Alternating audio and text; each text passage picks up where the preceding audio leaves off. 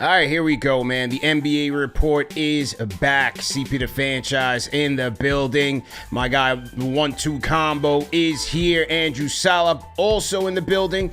Salute to NBA Nation, man. We got a lot to talk about today, including the end of an era, grand opening, grand closing, because CP3 has been shown the door by the Clippers. We're going to start off today's show talking about what exactly is happening and where the Clippers go from here, and in particular, where does CP3 go from here. Plus, the NBA is just about a quarter of the way through. Time is flying, and we're going to talk about our quarter season awards. Lock in, hit the like button, hit the share button, and subscribe to the channel.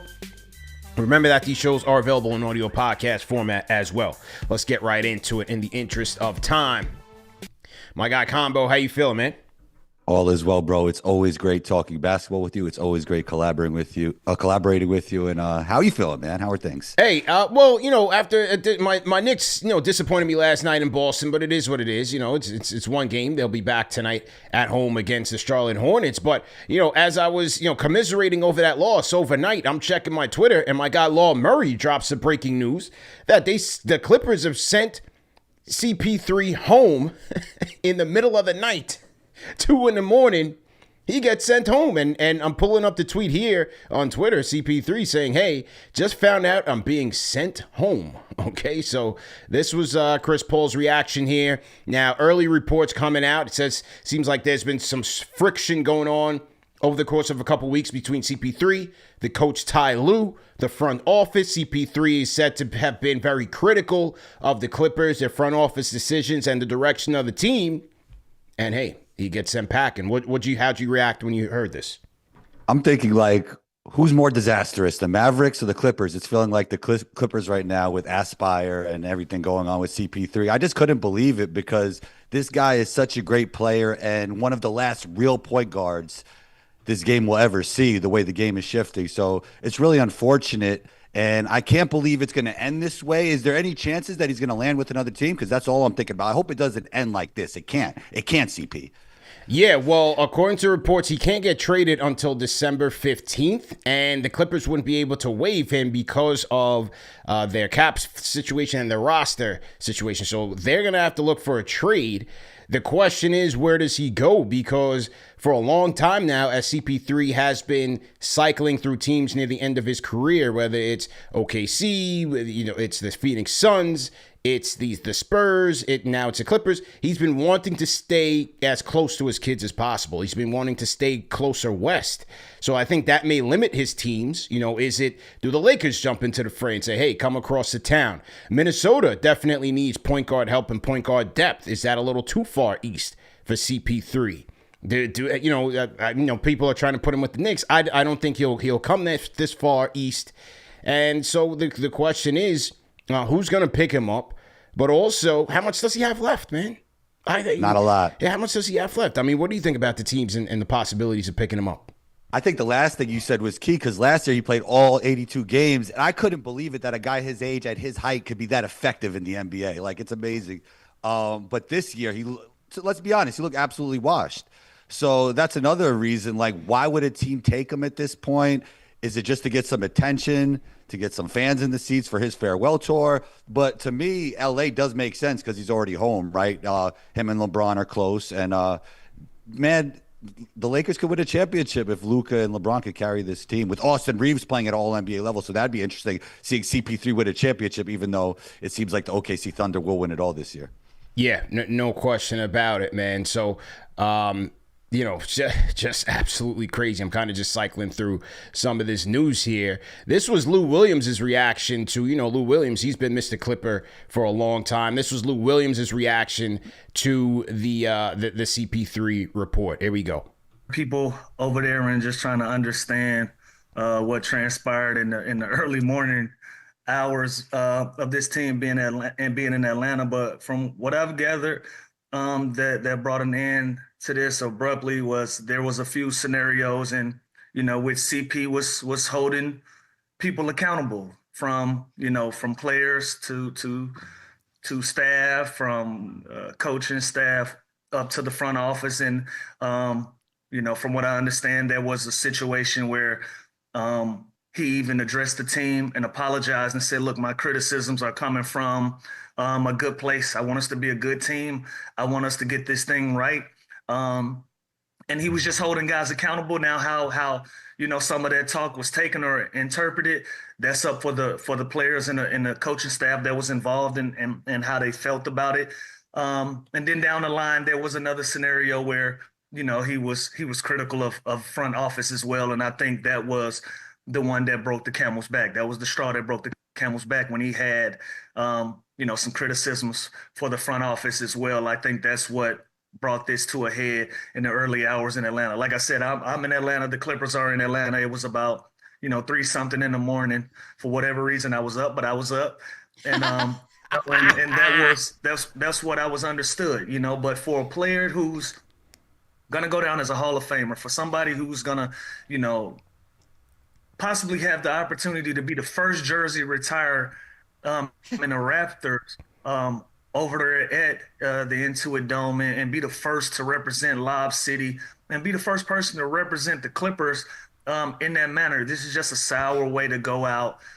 It looks bad on the Clippers' part to do this in the late night hours. It looks bad for Chris Paul. It looks bad for all parties involved. All right, so that was Lemon Pepper Lou combo. He said getting some wings. He's getting some wings, Lemon bro. Pepper Lou. So it sounds like Lemon Pepper Lou and the Clippers were out at Magic City at 3 o'clock in the morning. CP3 is out there. He's talking trash about the team. It gets to Lawrence Frank and Ty Lue. They say, you know what? Hey, let's just cut ties. We'll leave you here in Atlanta. You sort yourself out. Figure out a flight back. And that's it. That's Lemon Pepper Lou. He obviously has the inside scoop. He got that from either CP3 himself or one of the players.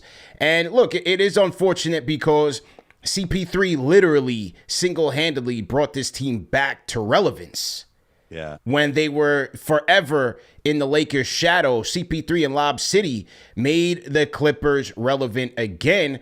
But look, this is just a case of an aging superstar. They never bow out gracefully. It never ends well for the aging superstar. They have to deal with their game coming to an end. And then organizationally, do you play him? Do you sit him? How do you deal with the backlash if you don't play him? All of that comes into consideration.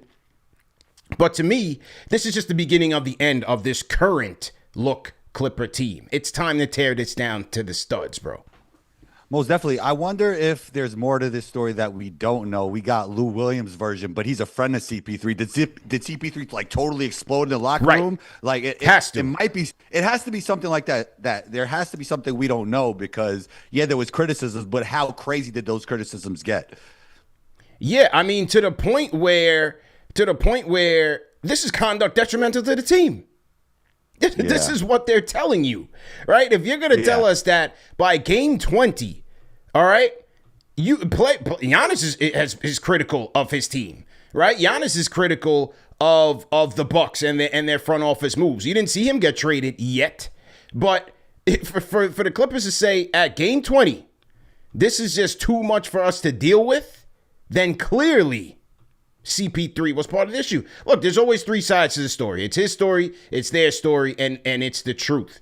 But for them to get to a point where to say this is no longer tenable for you to even be around, then you're talking about locker room toxicity here that's permeating throughout. That CP3 was involved in. It has to be for them to cut ties like this. Yeah, I mean, you got me talking Giannis now. He erased all Bucks content from social media. Yeah. What's going on, CP? Is it the end of the road here? Is it the end of the road? Well, who knows? That Giannis blockbuster could be coming, and anything is possible in this era of the NBA. So you just never know. So that's that. Again, things are coming out slowly. Chris Haynes reported that CP3 and Ty Lue, they're not even on speaking terms. And this is Ty Lue, a former NBA player, former teammates, like a player's coach in every essence of the word. And to hear that those two guys are not even on speaking terms, this has reached beyond repair. However, as I said, this is the beginning of the end of the Clippers, right? You have the aspiration Kawhi Leonard controversy going on, but let's not leave Lawrence Frank unscathed here, because during his entire tenure of running this team, he's been running this team into the ground. Wow. And you look no further than the trades for PG. You look no further. I mean, the Thunder right now are doing the Birdman hand rub with the dysfunction that's going on with the Clippers at the prospects of having a legitimate lottery talent going to the team that has only lost one game through 20.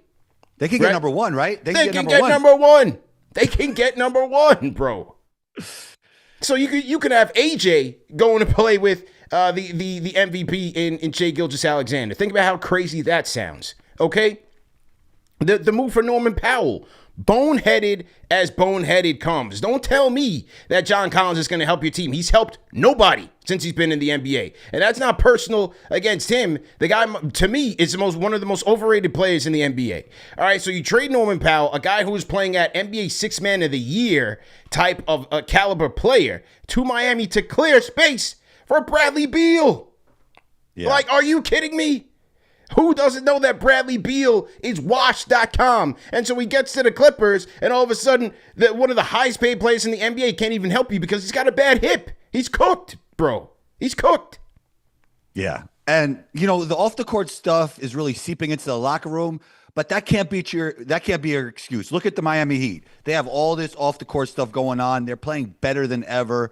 Spo is playing revolutionary offense with this team, and they're winning basketball games. He kind of looked at this team and said, this is what we have to do. We're not going to let all that off-the-court stuff bother us. And the Clippers, though, the Clippers are always the worst, man. What's up with this team? This might be one of the worst franchises in NBA history. It's over with, man. They need to destroy and rebuild and try to recover as best as they can. I mean, that Paul George trade is looking like one of the worst trades in NBA history. SGA was in that. That's crazy, bro. One of the worst trades in NBA history. Yeah, that's crazy.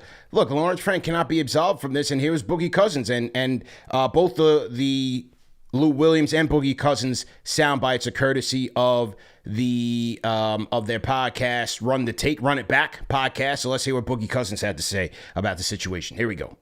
Like Lou said, this is an L. Frank move. I've seen it time and time again. I actually experienced it firsthand. I've watched him end multiple careers for veteran guys that should have been able to, go out on a better note. Lou can even speak on that as well. It's just something about this guy and his short man syndrome, and he's an egomaniac. And it's complete BS. And it is what it is. I'm not on that side anymore. So I say what I want. I say how I feel. Yeah, you were always quiet, Boogie. So I'm glad you're. Why we signed you, Boogie? Like I said, I don't agree with this. This is a bad look for the Clippers. If I'm the owner of the Clippers, I'm looking, at L. Frank and how this makes my organization look. Obviously, Chris Paul being one of the biggest legends to ever put on that uniform. If you treat him that way, is anybody really deserving of respect when it comes to that organization? And I just feel this is a stain on this Clippers organization. Like Lou said, this. So Boogie Cousins coming out keeping it a bean. He said he's seen Lawrence Frank in multiple veteran careers. He's been there. He's had that experience. He knows firsthand, man. Your thoughts on Boogie's comments, man? Basically said he has Napoleon's complex. I mean, that's some crazy allegations, bro. This guy is I can't believe he still has a job, to be honest. He's going to be the next guy after we see Nico Harrison go. He's going to be the next guy to go for sure. And it's an absolute disaster. I've never seen nothing like that, and they just made it worse with this move. Like them and the Mavericks, they're just competing for the most disastrous franchises. But at least the Mavericks have Cooper Flagg, right? And a trade piece in Anthony Davis. I don't know what the Clippers have at this point. For sure, man. For sure. So what do you guys think in the chat? Leave us a comment and we'll react to it. And you can also call us up on the NBA Report Discord. Hooper in the chat. I see you trying to call in. Call in on the NBA Report Discord and let us know what you guys think, man. CP3 out of there. Where does he go from here? Let us know your thoughts, man. Never a dull moment in the NBA. I'm going to drop the Discord link in the chat.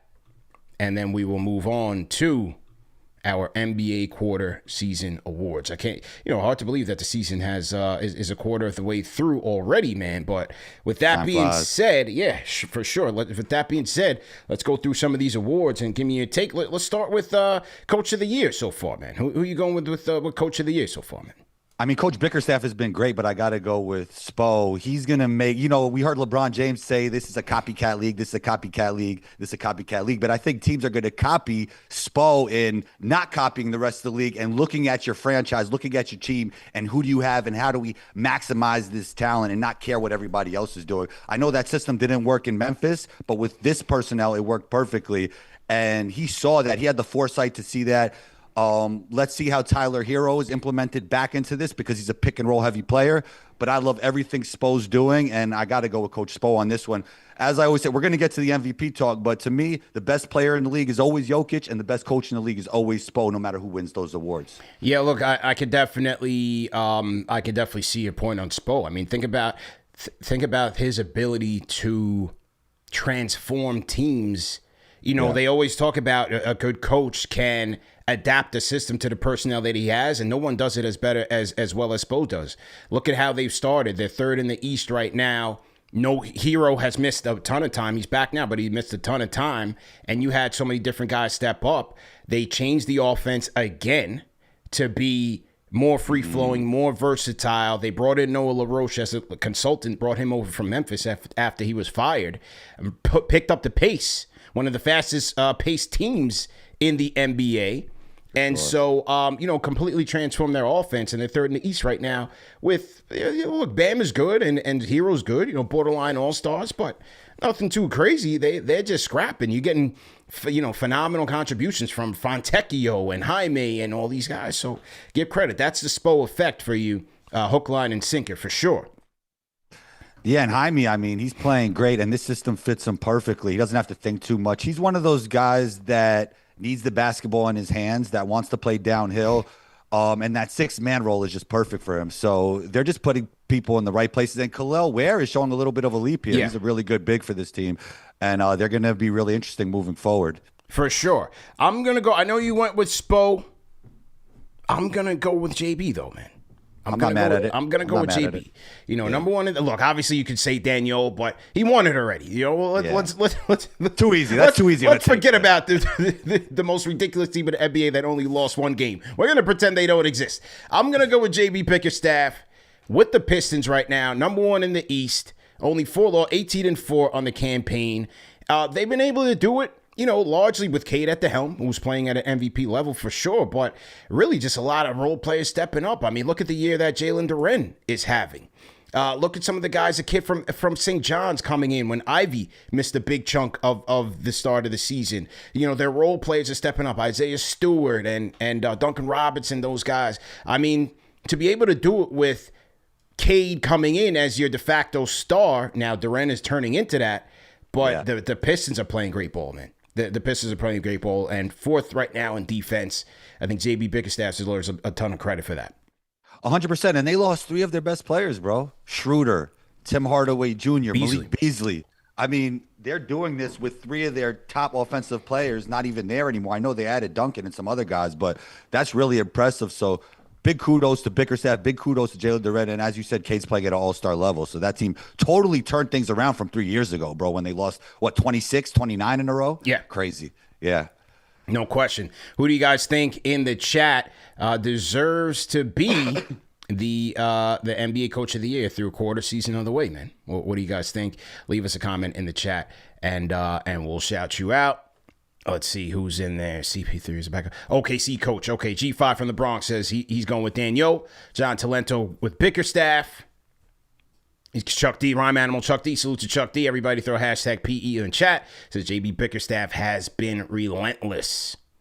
Yeah, that is true. All right, combo. Sixth man of the year. Who are you going with for sixth man of the year so far, man? I told you, man. Jaime Jaquez. He had a great rookie season. He had that sophomore slump, and now he's back to it. 17 points off the bench per game. He's a part of a really cool and unique Heat offense. And when he gets in the mid-range to that bag, to that like he was on my show, he talked about Kobe was one of his favorite players. So he likes to get in that mid-range bag, turn his back, shoot a fadeaway.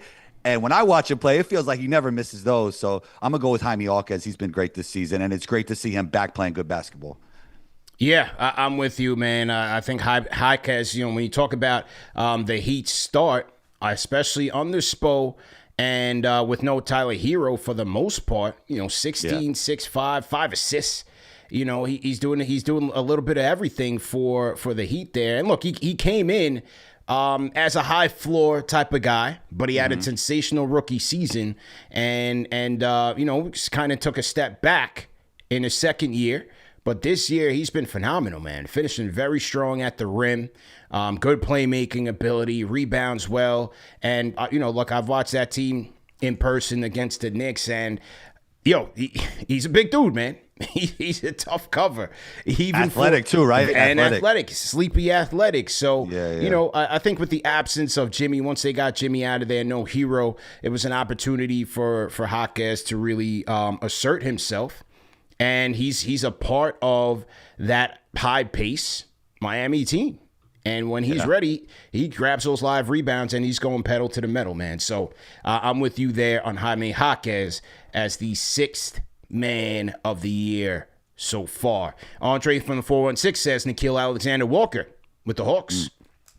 Yeah, he says Nickeil is a good one. That was a big pickup to me. That was my pickup of the year in the offseason for the Atlanta Hawks, and Nickeil Alexander picking up where he left off with the Timberwolves. And, he's a guy, his career has really been on an upward trajectory as a role player. Nothing too crazy, not star power or anything like that, but, starting with the Pelicans and then moving on to the Timberwolves. As his roles expanded, he's become a very valuable role player, and, steady as they come. Good 3-and-D player. Got some playmaking skills as well. So shout out to Nickeil Alexander-Walker having a good year in his own right. Okay, we talked coach. We talked 6-man. Defensive player of the quarter. Defensive player of the quarter. What do you think, man? It's the defensive player of the century. I know Wemby's not playing right now, but 4 blocks a game. He changes everything on defense. He changes the geometry of the court. I think you put him on the worst defensive team, and then they're a good to great defensive team. He just is really like an absolute difference maker. I do want to give some kudos to Chet, because I think Chet would get more attention if Wemby didn't exist, if you will, because I think he's like another unicorn type player that's not getting the credit he deserves. I remember arguing with people I liked him a little bit better than Paulo in this draft, and we see he got a championship. The Magic are playing better without Paulo, so who won that debate? CP Combo did. But no, I want to give some light to Chet, but it's always Wemby. Wemby's the best defensive player in the league, and there might be 6, 7 guys better on offense, but when you take into account the two-way ability, now we're talking Wemby's a top 4 or 5 player in the NBA. So I got to go with Wemby. Yeah, it's easily Wemby, man. When you think about these numbers, Spurs allowing 23.8 points per game in the paint when he's on the floor. It just speaks to, number one, obviously shot blocking abilities. He's gobbling up shots. You saw that one play. Who were they playing against? Oh, my goodness. I think it was Rockets. It was earlier this year. He blocked Zion 4 times. I don't know if you're talking about that one. That was crazy. But there was one play where it was the one where they won, when they started out 5-0, when they got their 5th win in the season. And, it was a big celebration and whatnot, but it was one signature play where he literally, cuffed the ball and then took it end to end and was able to score. And that was a Wemby experience. But even if it's not blocking, those numbers, a team shooting at the rim, just speaks to his incredible intimidation factor. His size alone is his good defense, because you got to think twice. So he's slowing down teams' pace. He's slowing down teams' decision-making as it comes to taking shots at the rim. And then if you are going for it, he's snatching those up as well, man. So as I said, 23.8 points per game in the paint when he's on the floor. Lowest mark in the league among all players who average at least 30 minutes. Also, teams are shooting 55.8% at the rim when he's in the game. So, that's a Wemby factor for you, man. He's just an absolute beast. And hopefully he comes back sooner than later. Health is always going to be the swing skill, if you will, for him. It's going to be, can he last? Can he hold up in an 82-game season and playoffs? That's yet to be determined for Wemby. Yeah, go ahead. Yeah, sometimes when he's playing at his best, it looks like he's playing against the best players in the world, but he belongs in a league of his own. It don't look real. It looks like AI when you watch some of those highlights and you watch it play. He's a ridiculous player, man. Absolutely unreal. What do you guys think in the chat? Wemby. Who's your defensive player of the quarter? Oh, my God, G5 from the Bronx says Mikal Bridges. Hey, I'm with it, man. I'm with it. This year was the first year where we talk about stocks so much, steals and blocks. Hey, Mikal Bridges, man. Mikal Bridges is bouncing back. He's playing a hell of a defensive game right now, Combo. No homer talk. I'm just keeping it real. I'm just keeping it real. I had him make it the All-Star game. I told Dexter I think he'd make the All-Star game this year. Is that it? Can that happen, you think? He's got to get his points up a little bit. Yeah. We'll see what the coaches do in terms of filling out the bench rotations. And he is American, so he's got two chances to make it. Okay. With the 3 teams and the new setup and all of that. So we'll see. I wouldn't say it's impossible. We'll see, man. Okay, we'll see. How about Rookie of the Quarter? Rookie of the Quarter, your thoughts? CP, I called this before the season. I'm not going to lie to you. I told Coach Nick, I told our guy Pierre, this guy is Klay Thompson with a better layup package. I'm talking about Knipple. And that's exactly what he's been, CP. I mean, I know VJ might have the higher ceiling. Cooper has the higher ceiling. But I just thought that this guy would be NBA ready, and he is, leading all rookies in scoring. So why would I move off that prediction now when he's looking like the Rookie of the Year? He's phenomenal. And look, first and foremost, second in terms of catch and shoot threes behind marketing. This is a rookie. 18.4 points per game, 5.7 rebounds, 3 assists per game. True shooting percentage, 5.2% above league average. All right? And as you said, this is a rookie.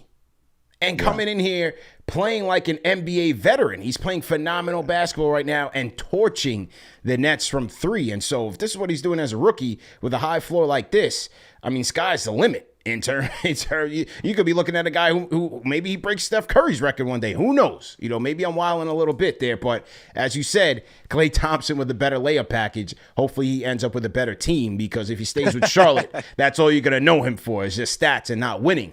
But look, obviously Cooper's the guy. Cooper's the name, but Cooper also has a lot of responsibility too with this Dallas team in running the offense. No Kyrie Irving, no AD for the most part, no vets to really lean on.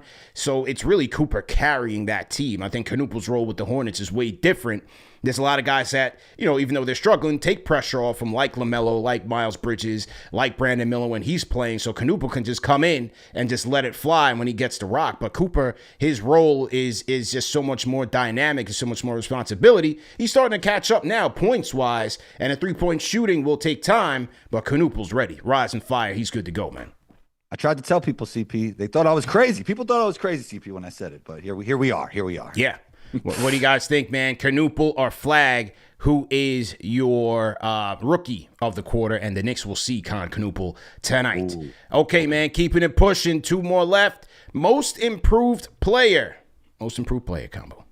Jalen Duren, man. I mean, he's going to be an all-star. Yeah, he's going to be an all-star this year. The way he's reading the game is better. The way he's attacking closeouts, his feet look lighter. I know I'm always talking about how Cade makes everybody around him better, but we also got to give Jalen Duren a lot of credit. I love the way he's playing this year. All the stats are up. His game is up. And it looks like he's going to be an all-star for many years to come. Yeah. Modern day Ben Wallace. Well, I mean, not with that scoring potential. That is true, too. Not with that scoring potential. That is true, too. Yeah. That is true, too. Yeah. Nasty. Yeah. Well, the NBA, well, I guess it's the evolution of the game, because you have to be skilled offensively to play these days. You know what I mean? That is true. That is true. I got to give Denny Avdia some props, man. We just talked about all-stars with McCall and the other wings. I think Denny Avdia is going to make it for the world team, for the international team, and he's deserving, man. I did not see this. We covered that draft quite extensively. We brought on analyst after analyst. What's going on with this guy? Because remember, the thing coming into that draft was his shooting. Is his shooting going to be good? Can he shoot the ball? Is he going to change his shot? Well, not only has his true shooting percentage, his three-point shooting percentage going up. He's at 38% this year. His attacking the basket, his way to play physical has been off the charts. Rim numbers off the charts. He's going from 16 points per game last year to 25 this year, bro. Denny Avdia has been phenomenal. And when I watched him last year when they took on the Knicks, and just watch him last year with Portland, period, I'm like, yo, nobody can stop this guy getting to the basket. It was ridiculous. So I'm going with that idea, man. It's a shame that Chauncey really ruined the good, news around the Blazers, because I was expecting some of those guys to have standout seasons, and Danny Avdija is one of them, man. He's my most improved. Prime Ben Simmons with a jump shot. Insane. Penny. Yeah. Prime Ben Simmons with a jump. Yeah, he's really good. He improved. We saw it a little bit in FIBA, but it's good to see that carry over to the NBA. And even though end of last season he was playing really well, but I'm with you. That would definitely be my second guy. Who do you guys think in the chat, man? Most improved player? Leave it in the chat. Let us know your thoughts. All right, man. MVP. Who are you going with? Who's the MVP of the quarter, man? Jokic is the best player in the world. Jokic is the MVP every year to me. Averaging a triple-double, leading the league in assists, leading the league in rebounds, over 60% from the field. And we're not talking about like a lob threat, like DeAndre Jordan type guy who's just catching lobs. Like, he's doing it at all three levels. And yeah, I mean, look, the only weakness he had, defense is not a weakness for me. I watched him play in Paris up close. Like, he plays defense. Yeah. So the only weakness he had like 2 years ago was the three-point shooting. Now he's shooting over 40% from three, 44% on catch and shoot threes. This guy does everything. He's one of the most ridiculous offensive players we've ever seen. And in my opinion, also an underrated defender. To me, he's easily one of the most valuable players ever. So that's my MVP. 10 triple-doubles on the season, and the entire league. Every other player in the league has 20 combined. No other team has more than 4. I mean, listen, this is a guy, you could have picked him last year to be the MVP. The only reason I picked SGA because I wanted to see something different. Because in my opinion, whether it's the stats, the eye test, every year you can choose 2 to 3 guys who are legitimate MVPs, and only one guy can come out of it. So I like to see guys diversify, them diversify the picks. Guys get the accolades they deserve. They get the money that they deserve. They get the fame, the recognition, the endorsements, all that. So I was rooting for SGA to get it last year because I thought he was equally as deserving, but it wasn't to say he was better than Jokic or that he deserved it over Jokic. To me, that was just more preference. But again, if we're going by the numbers, Nikola Jokic has been the best player by a mile in this league so far through the quarter. And the way that he transformed this Nuggets team is utterly ridiculous. He's on a whole nother planet. And, in this era where we're talking about, this guy's ball dominant, look at what this guy's doing. Look at what this guy's doing in less time with the ball in his hands. It's phenomenal. What was Stan Van Gundy say? Was he saying he's the greatest player ever? Was that what Stan was saying? I think, Stan's always jumping out the window every time. No, but like, to his point, though, when you watch him play, like, it's hard to think, obviously there's Jordan and LeBron and all them, but like, it's like, man, is this guy the best player I've ever saw? Like, that's what you think when you watch this guy play. And yeah, man, he's having a ridiculous season. He's still getting better. It's amazing. 44.4% on catch and shoot threes. Denver's offense, 126.9 points per 100 possessions. Which is first among all players who average at least 30 minutes a game. The Joker, folks. The quarter season MVP. No question about it. No question about it, man. I agree. Yeah. All right, man. Well, great show, my guy. Great lunchtime tap in with the fan base. Let the people know where they can find you, man. Combos Court, wherever you listen to podcasts. You catch me on Instagram at 12combo. That's ONETWOCOMBO. You can catch me on that Knicks Fan TV Instagram really often, right? Absolutely. Yeah, man. I get the Knicks fans get a little riled up by my takes sometimes, but that's all good. You need a little bit of balance, right, CP? You need a little bit of balance. Need a little balance, man. Well, great job, my guy. We'll definitely catch up and make sure you guys are following him. And you also with Coach Nick on B-Ball Breakdowns. B-Ball Breakdown. We mostly go Mondays, live shows. Appreciate you, CP. We got to do this again soon. Absolutely, man. Remember that these shows are available in audio podcast format. No reason to miss it. Make sure you like, share, and subscribe to the channel. And we'll see you guys next week, man. The NBA Report, CP the Franchise. We out of here, man. Peace.